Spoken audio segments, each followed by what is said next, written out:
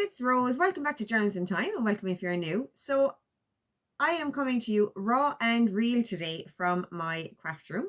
So the wonderful Justine Jenkins and Mandy Reid over at Junk Journal Ideas and Inspirations Facebook group have put together a collaboration for the month of May. The collaboration is called May You Be Inspired By. So I was invited to come along and do a little video for you guys. I'm extremely honored to have been invited. Telling you about my story, how I came to junk journaling, and maybe to give some advice to new journalers. So into it. This is supposed to be a short video, so I'm going to try and keep it very short. How did I come to junk journaling? Okay, this story begins really when I was a child. And I'm not going to give you a full history of my childhood or anything like that. But one of my first abiding memories is of entering a competition, an art competition for a Halloween party, a community Halloween party. We had to get all dressed up, and there was art competitions and everything going at the time as well. So there was 8 of us in the family, 8 children. So we all did our little paintings and what have you, and we were showing them to our parents.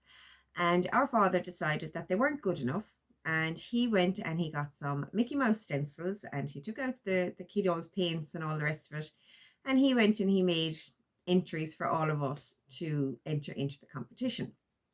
Now, we won the competition, which we were delighted at the time. We got the prize, but the ongoing effect from that one act led us, I think probably led us all, I can't speak for the rest of them, but for me, it led me to believe that if it's not perfect, it's not good enough, and that I was not a very creative or artistic person.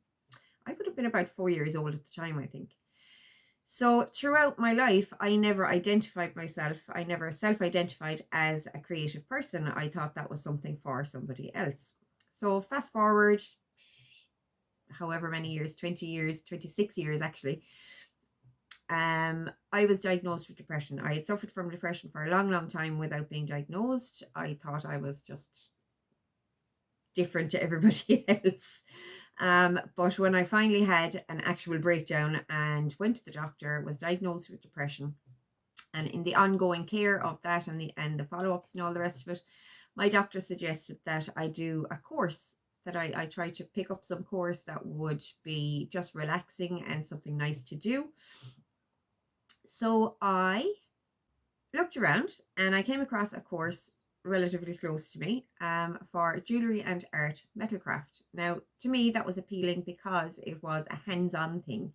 It wasn't arty-farty as I would have considered it at the time, you know. But when I started doing the course, there was a lot of design and drawing and art actually involved in the course.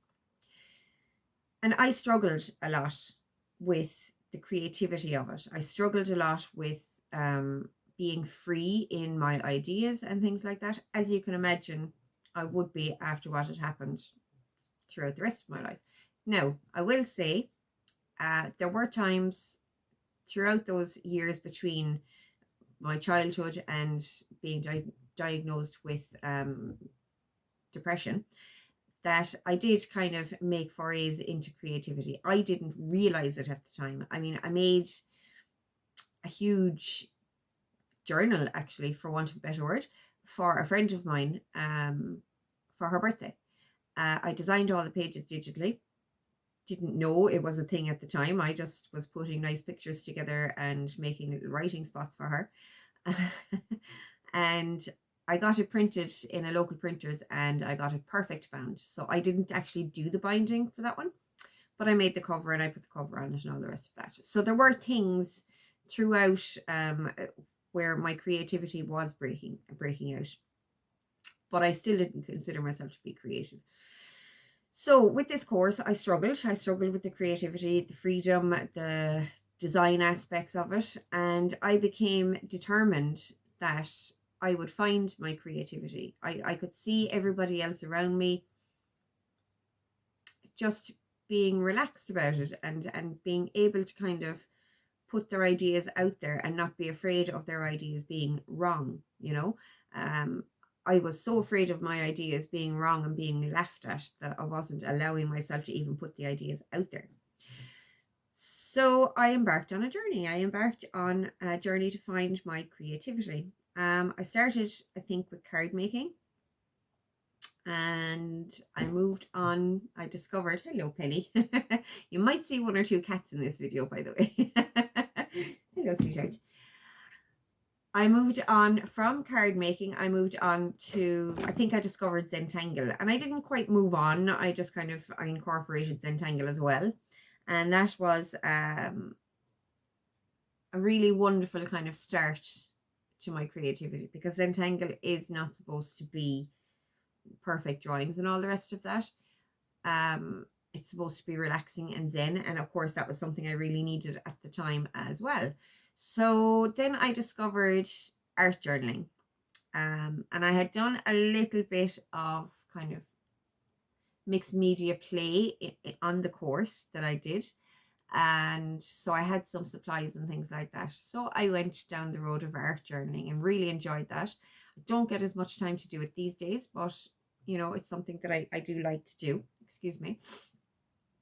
And I discovered a lady called Jenny Belly. Now, Jenny Belly is an English lady. She is absolutely beautiful. She's a stunning looking girl. Not that that makes any difference, but she is beautiful.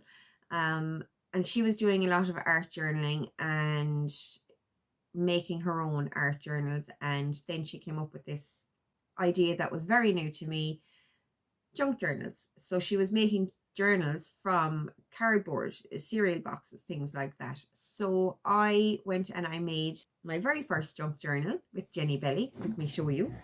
So this was my very first junk journal that I ever made, and it is very different to what you see me doing today. So it's kind of junk journal come art journal, if you like. I don't have a whole lot done in here, but I have put down some stuff. So this is where I started out, guys. I was doing things completely differently to what I do them now. So your style does change and grow and all the rest of it. I thoroughly enjoyed this. It's not something that I would put together today, but there's a joy in here, you know, that I really love. Kind of, I love looking back at it, and yeah, I really enjoy flipping through it every now and again. So that was my very first ever junk journal. And then in the course of looking at junk journaling and all the rest of that, I came across the absolutely amazing Nick the Booksmith. Now, Nick's journals spoke to me because I had always had an affinity for old, antique, grungy kind of vintage things. I had a collection of fabrics. I didn't know what to do with them, but I didn't want to get rid of them. And I mean, these are fabrics like tablecloths and sheets and old dresses, things like that, that I just really liked the fabrics. I had paper collections, never knew what to do with them, but I liked them, so I had them. So this whole vintage style junk journaling really called to me. It was like a meeting of my soul. I do still struggle these days sometimes with my creativity. And I think that's something that all creatives will struggle with from time to time. That's just the nature of the up and the down and the flow of it, you know. But yeah, so that's where I am today. I went on the junk journal bus and here I am. So I guess my journey was essentially born from a diagnosis of depression. And it has been very much a self-discovery journey for me too. It helps a lot with my mental health. I do still struggle with depression. That's something that will never go away for me. It's clinical depression. I'm much better these days, but junk journaling really helps me to deal with it. It's a joy in my life, and it's an expressive joy, which is also really important. And like I said, it's been a journey of self-discovery in that I was so afraid for so long to express my opinions and to express my likes and dislikes. that I had lost sight of my own opinions and my likes and dislikes. So I'm rediscovering myself again through junk journaling, and it has been an amazing journey. So that is me. Now, what would I say to you guys starting off? What would my advice be to you guys? I think my best advice, coming from my perspective and the story that I've just told you, I think my best advice would be to allow yourself to be free in your junk journaling. Allow yourself to do what you like in your junk journaling. Don't look to other people and say, oh, I'm not as good as that person, or my style is completely different to that, even though I like that. You can like styles and other people's artwork and yet still not do that artwork yourself. You can't do everything. So find your own way, is my advice to you guys. Do the things that make you happy to do.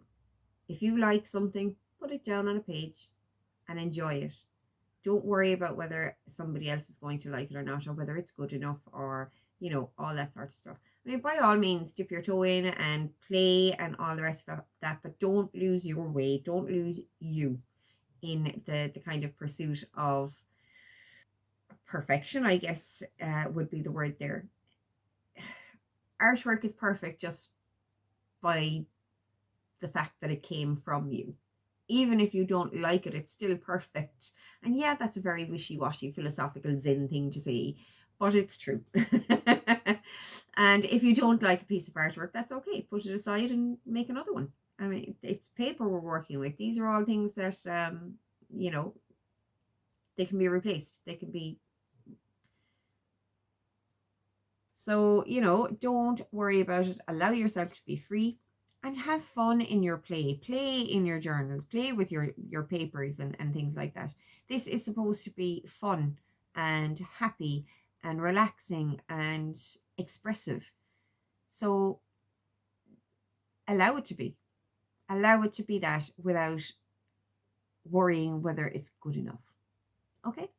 So that is my advice to you guys. I hope somebody out there will have found this helpful. I hope I didn't stumble and fumble too much over my words and things like that.